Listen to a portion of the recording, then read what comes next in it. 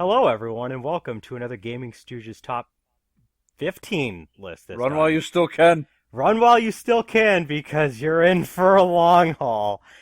This is the first part of a several part series that we are doing top 15 games of the 2010s. A whole decade has gone by, which means video games have been released. Some were good, some were bad. We're not here to talk about the bad ones. Those can stay in the dungeon. I mean, that's up to interpretation, but, No. Anyway, each of us has a list of 15 games between 2010 and 2019 that we really loved, as well as 10 honorable mentions. We're going to do what we typically do. We're going to go around the room, Jack, me, Jack, me, Justin. I don't even know the order that we're going in, apparently. Jack, me, Justin, Landon. I didn't do this for our top games of 2019 video, but I am restoring that. I have a time limit that I will be keeping track of. It's not going to be like strict enforcement, but it is kind of like a warning. Make sure that you're keeping everything nice and concise. Uh, Honorable mentions. I guess we can just go around and say what our 10 are each. I don't think we're going to talk really about any of them. We're just kind of list them off. we got time. I mean, and by time I mean we don't have enough time to do that. So we're just gonna All right, Jack, list them. go ahead. List off your Oh God. honorable mentions. My honorable mentions for games of the decade are Pikmin 3, Nier Automata, Fire Emblem Awakening, Super Mario Odyssey, Celeste, Shovel Knight, Batman Arkham City, Zero Escape Virtue's Last Reward, Bayonetta 2, and Fire Emblem Three Houses.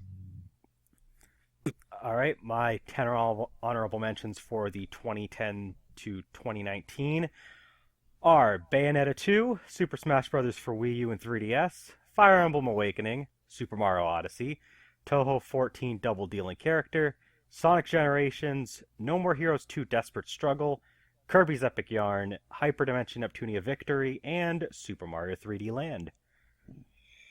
My 10 in no real order are Resident Evil 7, Tales of Berseria, Shadow of War, Wolfenstein 2, Fire Emblem Awakening, Cold Steel, 1, Evanical, Immoto Paradise, All Stars Racing Transformed, and Neptunia Victory 2.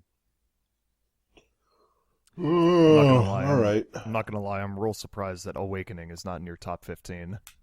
Because it's higher. Oh, wait, it's top 15? No, No, those are the choose honorable honorable mentions. mentions. Yeah, I know. That's why I said I was surprised it was not in his top 15. All right, everyone, Oh. shut up. Yeah, I didn't even notice that. This is my list timing, I guess, now. Landon, you sound drunk. You're here. Xenoblade Chronicles, Sly Cooper, Thieves in Time, Seventh Dragon 3, Code VFD, Dragon's Dogma, Celeste, Shovel Knight, Gravity Rush, Mighty Switch Force, Ni no Kuni, Wrath of the White Witch, and Transistor. All right. All right. So, 3 minutes starting as soon as you mention the title of your game. Jack, give us your number 15. Ooh, that's a dangerous rule. All right. I like it. Right on cue. Momo is here. Momo is Jack's 15th favorite game of 2010s. Okay. My number 15 is Splatoon 2. I either Splatoon game is really acceptable.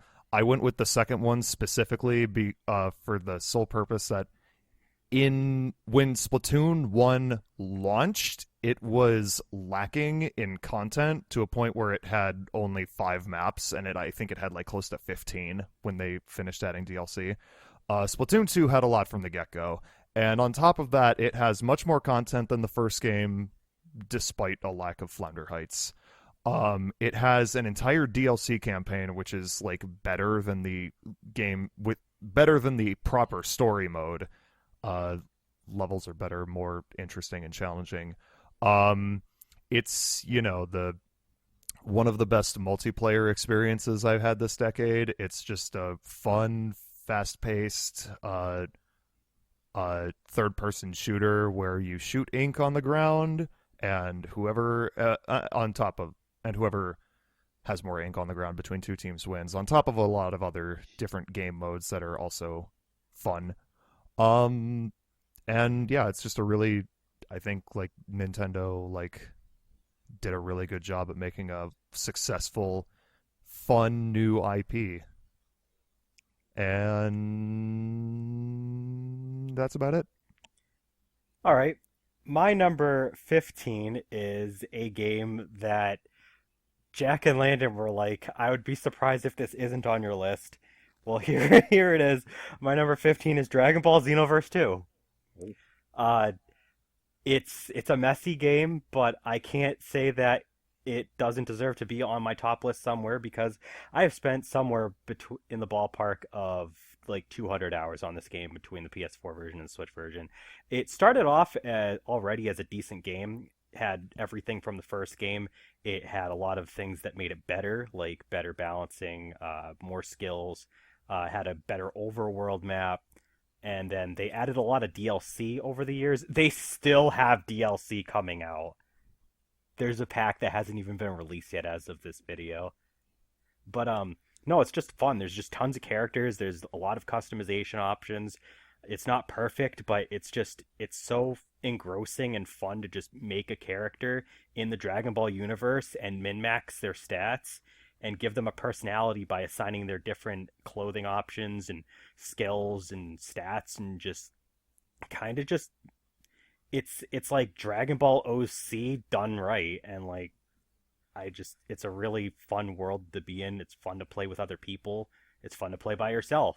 Like it's just a really fun game. Cloud, you should have like preceded that by saying that it was a game where you create your OC in a pre-existing universe and then introduce it as Sonic Forces. Oh well, we'll never know. Darn it. Nope. Yep. Well, Jack's cutting out. Awesome. Whatever. Anyway, yeah, no, that's all I had to say about Dragon Ball Xenoverse 2. It's a fun time, and I recommend it for Dragon Ball fans. Justin, that's your cue. Alright, we all know I'm just here so Kappa doesn't get us, but my number 15 is already controversial because there's a fucking shooter here. Fallout New Vegas. I know it's not actually a shooter, but it's the closest thing. Fallout New Vegas is definitely better than the shit heap that's Fallout 3. It's got actual RPG mechanics and not just things you think up. The combat is definitely much better because it's actually got, proper, like, understanding of armor and bullets. But, I mostly unlike just Fallout like it 3 has for the proper story. iron sights. Yeah. But I mostly just like it for the story because your choices actually matter and you don't make dipshit decisions like the end of Fallout 3. I don't really have much to say about the game because, while I do like a lot of the features that are in it, it's kind of one of those things you kind of like wander into shit, so it's not like super engaging like maybe a Japanese RPG would be. But I like it enough that I think it's worthy of being number 15, even if it is technically kind of low. Oh. But yeah. Again, I don't have much to say about it other than I like it. Go ahead, Landon. What do you want? Why? It's your turn. Yeah. Oh, is that how this works? Tell us your 15th favorite game of the 2010s. I don't have to tell you because we already Let's Played it. Go watch the Journey Let's Play. Oh. This is Journey. All right. Mic drop. Yeah. Journey is fun. Emotional. Other words that describe Journey. Yeah, engrossing. It's Journey. Ambient. Yeah. It's rough and coarse and it gets everywhere. He's not wrong. It does get everywhere. Yeah, no, it's Journey. All right, move along. That's all you want to say? Well, I mean, I was kind of vague with Fallout, so why not? We did an 1.5 hour long video on the game. That's fair. Go watch our Let's Play. It's one video. Yeah. Anyway, my number 14 is Doom 2016. Doom is the best first-person shooter to come out this decade. It brings back all of the elements from the classic Doom games that make them fun and exciting by being a fun and exciting first-person shooter, which seems to be a thing that's lost on a lot of companies these days. Not to sound like a boomer, but like it's just fun. There's no bullshit to it. It's like you move fast. There's no sprint button. There's no reloading. You move fast and you just collect bullets and murder everything. It's gory. The music is great. It looks great, and it's just really fucking fun to play. And that's pretty much it. It's just it's really fun. Sometimes that's all a game needs to be good, is be fun, and it excels in that greatly. All right, my number 14 is Kingdom Hearts 3, the game that we never thought would come out, and in Landon's mind probably still doesn't exist. It doesn't exist. Kingdom Hearts 3 came out just this past year. I basically said everything I wanted to in the top games of 2019 video. Go watch that if you haven't already. But basically, just to summarize, it does its best to put everything it could together from various Kingdom Hearts games that tried to do a lot of different things. In many aspects, it succeeds. In a few, it stumbles a little bit, but overall, it's just a really solid Kingdom Hearts game. It lives up to having the Roman numeral integer in its title, and I am really looking forward to DLC because as of this video, it hasn't been released yet. It was probably going to end up out right around when this video goes up, but whatever. The fact of the matter is, it's just a really good game. Looks great, sounds great. Sora's just as great a character as ever. One of my favorite heroes of any video game. If you like Kingdom Hearts, play it. That's all I gotta say. Oh, Justin. All right, my number 14 is actually a PC game because I'm not a scrub. Civilization 5. Now, this is a strategy game through and through. There's no story because it's literally about advancing through the ages and either being a good boy or blowing everyone the fuck up. But, it's like, it's one of those more calm things you could do. Waste your time and play a really fucking long game without, too much stress to bag you down like some other games like to do, or multiplayer for that, So, it's just something you could just waste time, play a game that lasts like fucking several weeks, and, blow everybody up with nukes, because you've researched literally everything, including every form of military, but you completely forgot to research medicine, even though you already have the internet. Oops. Now, it is number 14, so it is still kind of low on this list, because while I do like a more calm approach, and I do like strategy games, sometimes I just like blowing a motherfucker in the face with a gun in my own hands. But, beyond that, I think it deserves the number 4 spot because I played this game way more than I'd like to admit. Anyway, yeah. Enough about whatever the hell that was. I don't even know what a civilization is. Yeah, I thought we live in a society. Yeah, Or and I work for a politics. corporation. My number 289 is Super Mario 3D World. Super Mario 3D World. You want me to explain it? Sure. Oh fuck! All right.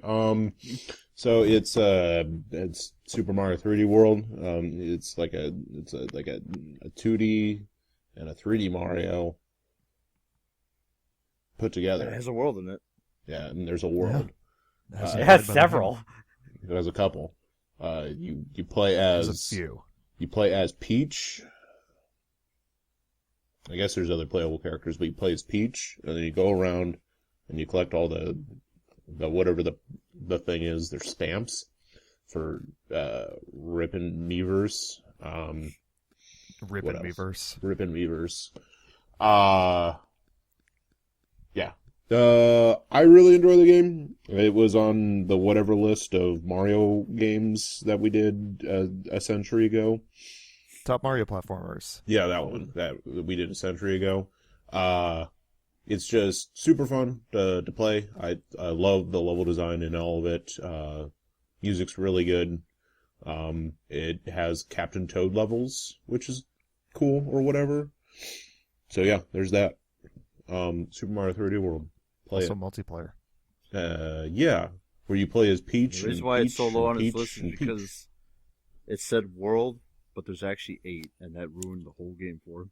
Yeah, what the fuck? I was promised a single world, not 8.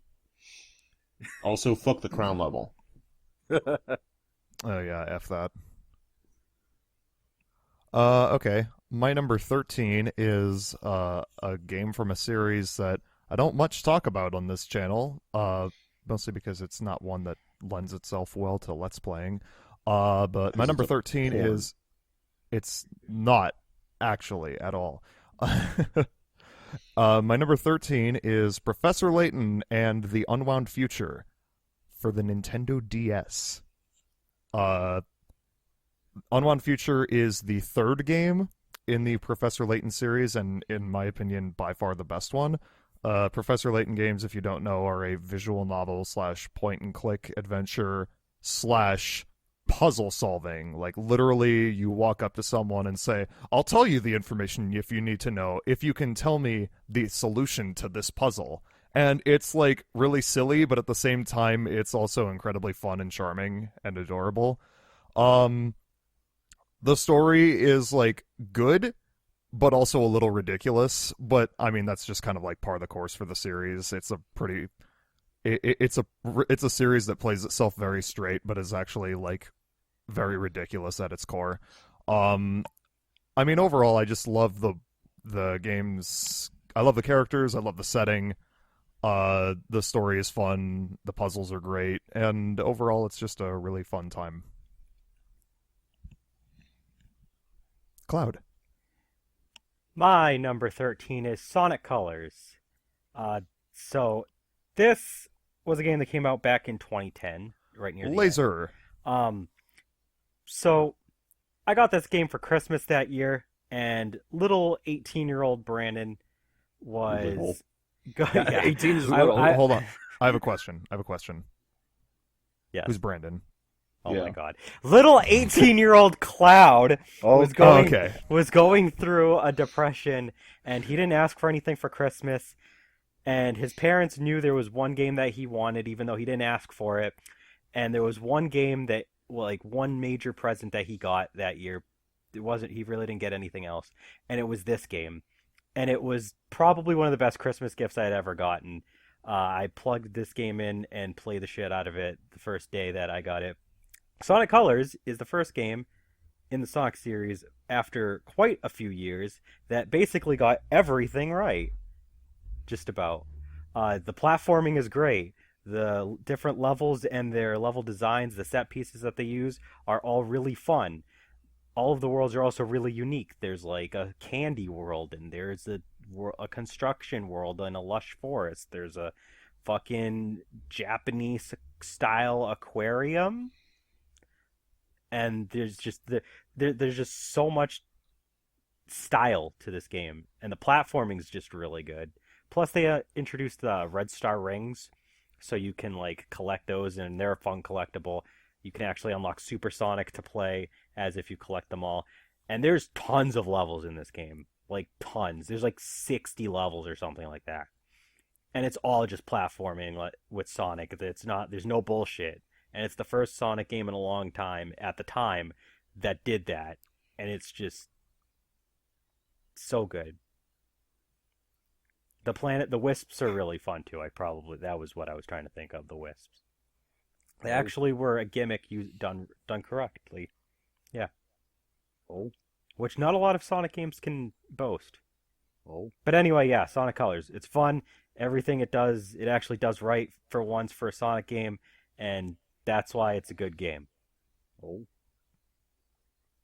So, My number 13 is when my little boy mind, at the ripe age of my mid-20s, was trying to find a game that was You can't use appropriate my for someone shtick. as young as myself. I decided to play Fate Extella because big titties are good for growing young boys. But anyway, this was What the game I kind fuck is wrong with these people? uh, what do you call it? This was the game I kind of briefly talked about when I mentioned its sequel. So I didn't really talk too much about it, but basically Fate Extella is the story equivalent, I'm calling it, of Fate Extella Link, because while that was the gameplay, this is actually where all the plot was mostly the best. The gameplay is still okay, but it's nowhere near as refined as its sequel, and that's probably its biggest disappointment. I still like the game, and I'm pretty sure a lot of people probably don't like this game as much as I do because of the fact that it's kind of like But the story actually is what hooked me and kept me playing, and what pissed me off the most when I found out the sequel didn't even acknowledge it. It's like, what the fuck?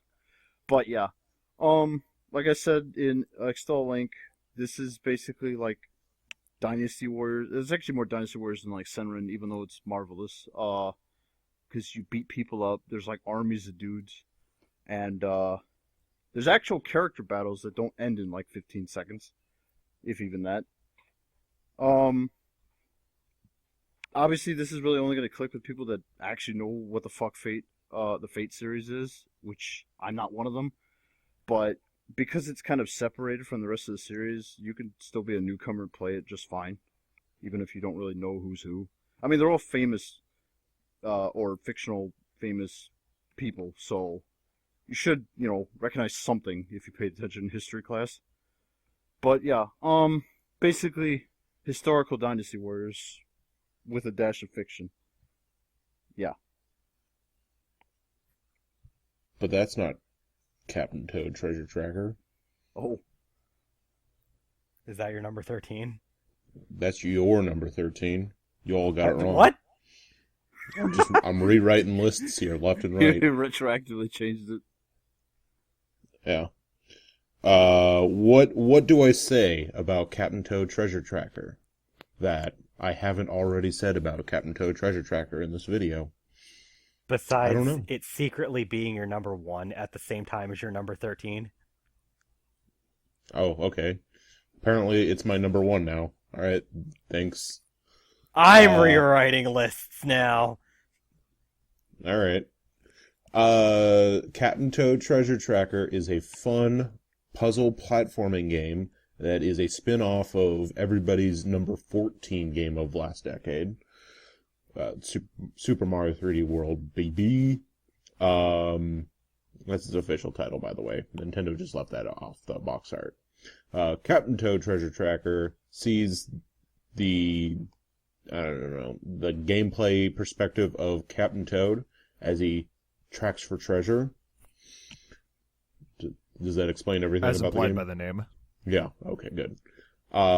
So We did a Let's Play of it. we did a Let's Play of it. Watch that. Or don't. I don't know. I don't own you. It's just visually, all the levels are really nice. I mean, Super Mario 3D World's engine, just looks really good, and I just want more in that engine, because all the games, just look good in that. All the levels are, pretty solid. I mean, there's a handful of levels here and there that, it's a puzzle game that you're gonna get frustrated at or not care for, but for the most part, it's a very fun experience. And it has Toadette in it as a playable character. So that's always good. That's it. That's it? That's Okay. it. All right. Excuse me. My number 12 is Sonic Generations. Hey. Sonic Generations is a Sonic game, believe it or not. I'm trying to think of where to start talking. It Just came tell out them to for watch the the LP. That's what I usually do. We didn't do an We LP did of do that one, did we? not Generations. What? No way. Didn't you do like a few videos for the 3DS version of Generations, like on your own channel? No, not at all. Oh, never mind. Anyway, Sonic Generations, the immediate follow-up to Sonic Colors, which close, very, very close to making my honorable mentions, but not quite. Spoiler alert, it's not anywhere on my list either. It's number one. Sonic Generations is the point when people realize that, like, hey, Sega and Sonic Team can make good games again. And, like, I know, like, Sonic Colors was that as well, but, like, Sonic Generations, like, you know, the second game in a row where they did something good was the point where they were like, hey, maybe they're back on track this time. They were not, but that's besides the point. At the time, they were not, but they managed to get 2 games in.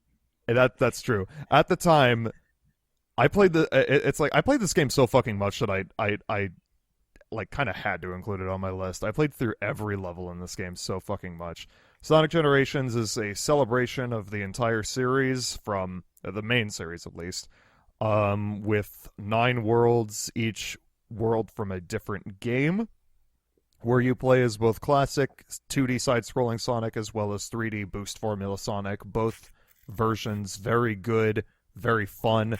All of the levels, well, almost all of them at least, are very, very enjoyable. Like, the level design in this game is actually pretty incredible. Like, some of the best in the entire series, actually. Like, so many branching paths, but, like, it never feels, like, overwhelming with how much there is to explore. Like, the biggest complaint I have with the game is the fact that it is, like, all of the levels are taken from previous games, so there's not much in terms of, like, original content, and the final boss sucks. But aside from that, though, this game is a pretty fantastic package from start to 5 inches before the finish line. And yeah, it's just a really, really great time. My number 12 is actually my game of the year from 2019, Fire Emblem Three Houses. Oh.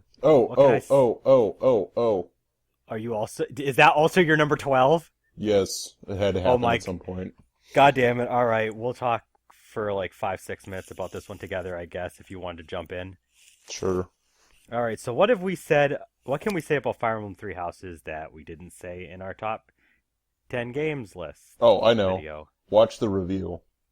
Yes, because we may or may not have a review up by the time this goes up. We'll see. Oh, definitely not. Probably not. It might go up after this Definitely list. Who not. knows? It definitely will. But yeah, Fire Emblem Three Houses has excellent characters. It actually does Fates' whole idea of choosing a path and going along that path the correct way. And the characters, I already mentioned, are great. The way that they handle interacting outside of battle is probably some of the best I've seen in the Fire Emblem series, where you actually have a little like hub world called with the monastery that you can go around. Character interactions just feel more meaningful because you actually get to really spend time with them and not just like text like menus, just like actual, like you get to like roam around, meet up with them and do stuff. The battle system, gameplay wise, it's solid, just as good as any other Fire Emblem game. Polishes up a few things that other games might have been a little iffy with. Overall, I think the only major complaint I have with the game was that the interface can be the UI is kind of hard to navigate. That's about it. Story's good. Yeah. Yeah. Anything you want to add? I will say that unlike those other people that had Awakening on their list, I don't have Awakening on my list, not because I didn't like that as much as any of these other games, but I kept it strictly to one game per franchise I on my didn't list. do that. because Thought about doing that, uh, but Fire Emblem's on my honorable mentions, as I mentioned, but yeah, otherwise no, half Three this Houses is list would good. be Fire Emblem and like just like between two series. So I was like, I'm not doing that. But Three Houses, I like. It was a debate between Three Houses, Awakening, and Shadows of Valentia because all three games are excellent, and I went with Three Houses probably because the overall like character class or the characters in this one are maybe my favorite. It has like definitely the highest of highs. For the most part, Absolutely. I mean, it does not have a Wayne, so it pales in comparison to Yeah. Awakening and Fates. But Oh yeah, you that's mentioned the that. word that you mentioned the word classes. I do have to. I did want to add the class system and changing classes in this game is probably like my favorite of any game because it's Oh so yeah, free. It's so freeform, and you can throw any character in any class you want. And for the most part. a lot of characters you can make stupidly powerful. Like yeah, you could do that in any other Fire Emblem game, but it's like so easy, and it just feels so natural to grow them into these beastly characters. Yeah, it's definitely definitely less time consuming because well, it's part of the course rather than you going out of your way to break characters because that's definitely what I spent my time doing in uh, Awakening and Fates was just sitting there and breaking characters. And this you're I just feel like, like oh, yeah. that's the gameplay. That's I the think all in natural all, game loop. I think all in all, Three Houses just does a great job of making the game, feel just as important, if not more important, about the journey as it is to the destination. Some other Fire Emblem games, you feel like you've really accomplished stuff once you get to the end and you get your characters at a certain point. But Three Houses is just really good all the way through, and that's basically why I put it here. It makes you feel like a Fire Emblem. Was there anything else you wanted to add? Basically about Uh, it. no, I have one more thing. One more thing. That is all. All right. Justin, go ahead and share your number 12. I'd just like to mention real quick that Yes. that was the closest to making my top 15 out of all of my honorable mentions. I Yeah. loved Three Houses, but it was between that and Splatoon. But I decided on Splatoon because I spent so much time in it. Anyway, go ahead, Justin. My number 12 is Spec Ops: The Line, which is probably the only like real shooter on here that I actually consider has a good story. Now, I'm not really gonna talk about the. Oh, I was just going to say I expected this on your list somewhere. now I'm not actually gonna talk about the gameplay because, ironically enough, the gameplay is actually generic as fuck, and most of the praise comes from the actual story. But damn, goddamn, does it fucking earn it? This is actually a psychological shooter, believe it or not. The story's really good. Yeah. Now it does open up as Herder Michael Bay generic military man, but as the story goes on, you start to realize little niggles in the environment that something's not right. Now it's not supernatural. It's actually entirely like, the kind that fucks with your head. But as the game goes on, you really start to realize that your action Hollywood video game is actually kind of reprimanding you for being such a dipshit. And as, the real nasty shit starts kicking you in the teeth, you start to realize that you're actually doing more harm than good. And, like, without really spoiling too much, because this is really a story you should actually enjoy yourself, uh, for most of the story, you're supposed to be hunting a rogue element, but that quickly turns on its head as you go longer in the story. It actually gets to the point where the generic loading screen, well, I can't really call it generic because actually the artwork for the loading screens is actually pretty good. Once you get to a certain point of the story, the loading screens actually start mocking you for being a dipshit and a fuck up. So that's kind of at the point, that's like the break off point that I consider where you're starting to realize, okay, something's not right here. But yeah, it's like, by the way, I think this game has like 6 or 7 different endings, which is fucking amazing for a shooter. But that's all. It does, actually. Yeah, that actually, because of the various things you could do, that can actually change up the endings. They're not big, but they're definitely like impactful in my opinion. Um, so yeah, Spec Ops: The Line, really great story. That's literally the only thing carrying the game because the multiplayer is garbage and the gameplay is really generic. But you should definitely play it, even if it's an old game, because it has an excellent story. I agree. It's a game that's worth your time because it's not super long and the story is actually really fantastic. All right, Anyway, back to my Jack. number 11 is Mario Kart 8 Deluxe. Specifically the deluxe version for reasons I'll get to.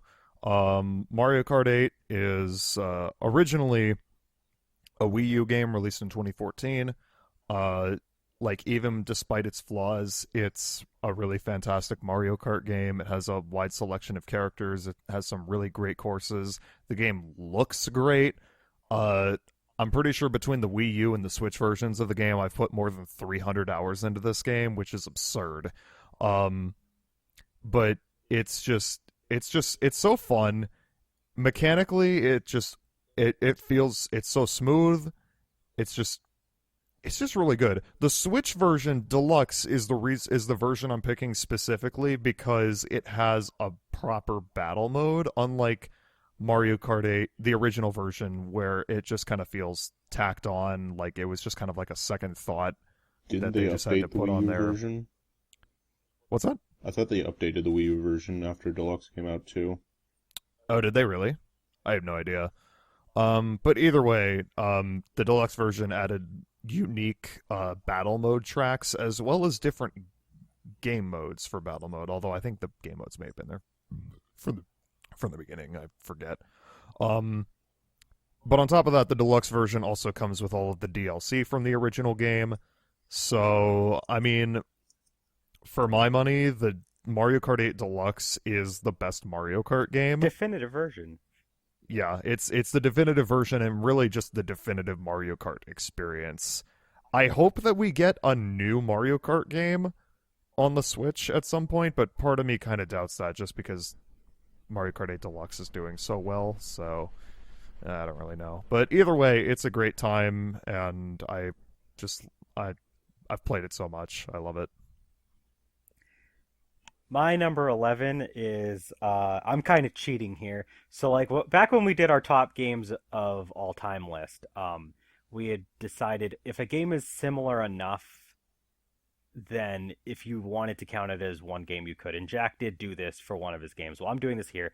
My number 11 is Pokemon Sun, Moon, Ultra Sun, and Ultra Moon because they are not different enough for me to allow them to have different spots on the list, but I did want them here uh, for different reasons.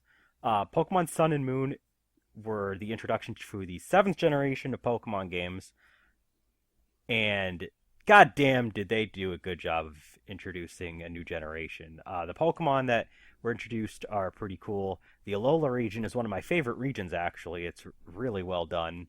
The music is some of the best in the series, like absolutely my favorite soundtrack since Gold and Silver, or at least Ruby Sapphire, and that's saying a lot because both of those games have phenomenal soundtracks.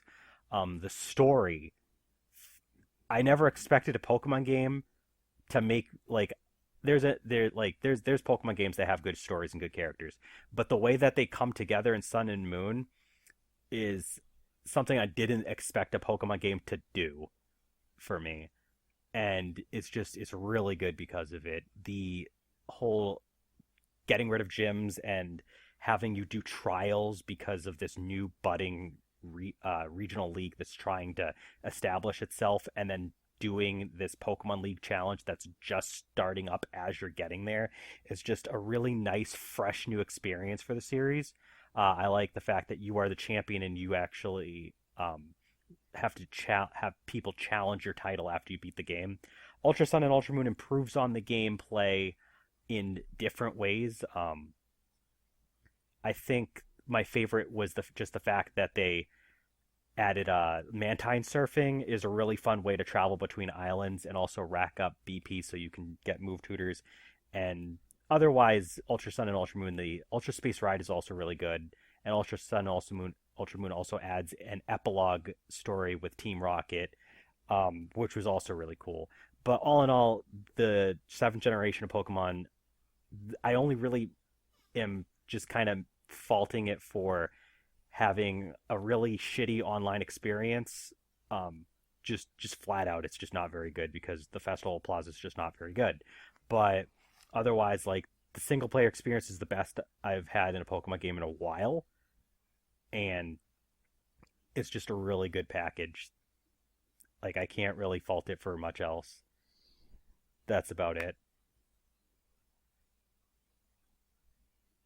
Justin. Oh, going to space? Yeah. Oh, well, too bad. We're underwater now. No. My number 11 is BioShock 2. Woo. Fuck you. Hey, I said woo. Oh, I thought you said boo. Oh, well, this fucking connection, I'll blame that. Tell us about Bioshock 2. Don't take it back. It is the closest I've ever played to a Doom game. I'm actually not kidding about that. Because compared to Bioshock 1, and especially fucking Bioshock Infinite, you pretty much carry your entire arsenal on your back at all times, and I love that. Because I don't know if I've talked about it a lot, but I actually do not really care for Bioshock Infinite. I thought it was okay, but not something I'd replay. Bioshock 2, on the other hand, is actually something I would replay. In fact, I've actually done it at least 3 times. But the story, I think, is definitely weaker than, like, Bioshock 1. Especially since, instead of just some dude, you're actually playing as a Big Daddy, which is kind of a weird shakeup. Might be why you can have, like, absolutely fuck ton of weapons. But, it really does feel like a Doom game without actually being Doom, because not only do you have, like I said, your entire arsenal at all times, but a lot of it is mostly a shooting gallery, because there are various points that you just get attacked by, like, fucking, well, not a whole lot, but, like, you definitely get sometimes swarmed with, like, over, like, 20 guys at once, because there's a bigger focus on the little sisters this time, where you can actually, like, you know, beat up another Big Daddy to go steal a little sister, or just maybe you might find a little sister that's kind of all by herself. And that's actually how you get your gun ending, because once you do the Gauntlet Mambo, you can choose to kill the little sister for their atom, or you can save them. There's a new enemy in Bioshock 2. No, I'm pretty sure they're not in 1. The Big Sisters, which are way more fucking agile than the Big Daddies, and they can hurt because they like to jump around a lot, and they're kind of hard to hit. But it's actually good to fight them because they give you, like, I think it's like extra atom and some other goodies. They're set to appear if you, I think you save a certain number of little sisters. But yeah, the gameplay is really good. Very Doomy. Doom. I like Doom. And, yeah, the story's definitely... But this isn't Doom, this is Bioshock 2. Underwater Doom. But yeah, story is a little weaker, but gameplay is excellent, and that's actually why I like the game so much. All right, Landon. The fuck do you want? It's your turn. Oh, okay. My number 2 bajillion and 27 is Shantae and the Pirate's Curse. It's a Metroidvania. We did a Let's Play. Go watch that. We did. Go watch that. Yeah. Or don't. I don't know. You do whatever you want. Shantae and the Pirate's Curse is, you play as Shantae, who's a half genie hero, but she doesn't have the genie part anymore because, oops, all the berries. So now you have to go around. Oops, no powers. Oops, all the powers be gone. So you have to go around and you have to, be a pirate now, with risky boots. Yarr. And you have to go to different islands. While it is fairly broken up as a Metroidvania, because none of the actual levels themselves are not interconnected, all of the levels are pretty large, and, there's a ton to explore in each of them. So that's that. And for the most part, everything besides the final boss or the final dungeon area is well designed. The last bit could die in a fire for all Jack cares, or me. I don't know. Who are you? Anyway, you get these neat. What? Who? Nothing. Go ahead. I'm lost. Where? Cause old. Damn it. I'm old. So you get these neat. Jesus. You get these neat pirate powers now because well, you're a pirate. And I think the moveset is really fun. It extends itself into some very fun combos that you can do between all the different power-ups after you get them all.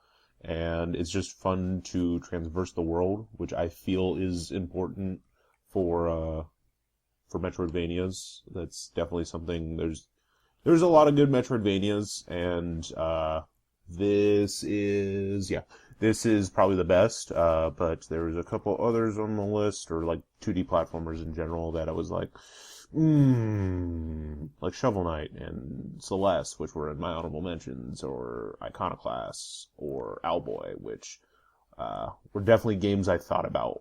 They were part of like the 50 titles I wrote down to start off this adventure. Shantae, watch the LP. End of story. Watch the LP. That's the end of this part. Go watch the next part. Yep. As soon as it goes up. I don't know how we're going to do the uploads for the 3 parts, but this is the end of part 1. Join us next time for part 2, where we list our number 10 through number 6. See you then.